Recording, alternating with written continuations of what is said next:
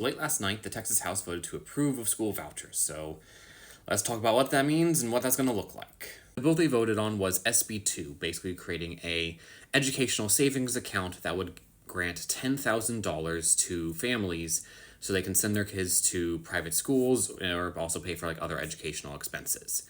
This has been a widely unpopular and widely controversial bill, partly because the state of Texas already is known for kind of underfunding public education as it is, and many people saw it as basically a subsidy for rich people because $10,000 is not nearly enough to cover the average private school tuition in the state. Now, one thing I do want to note is that while this bill did get passed in the House, it still is not yet automatically law. It still has to go through one more procedural vote in the House, and then from there it'll go to a conference committee with both the House and the Texas Senate, wherein basically they'll sort out any differences between their respective bills. There'll be another vote, and then it'll go to the governor's office where he will most likely sign it into law at that point. So what does this mean then for public education?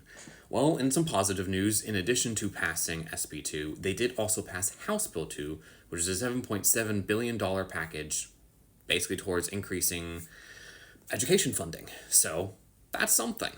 One of the things in House Bill 2 was an increase to the basic student allotment by about $400, which does not meet the needs many districts have been saying. Most districts have been saying they need about $1,100 to $1,300 increase to the basic student allotment to make up for the increases in inflation since 2019, which was the last time Texas voted to approve an increase in the basic student allotment.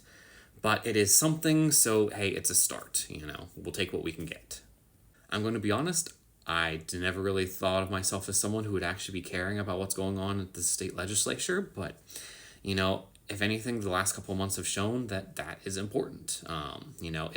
It's important to make sure you're paying attention to what's going on at the local and state levels, arguably just as, if not more important than what's going on at the national level, because it has huge impacts on our day-to-day lives. And so I'm going to continue to pay attention to the state legislature with regards to public education and what's going on there, and I will continue to advocate for public education. And yeah.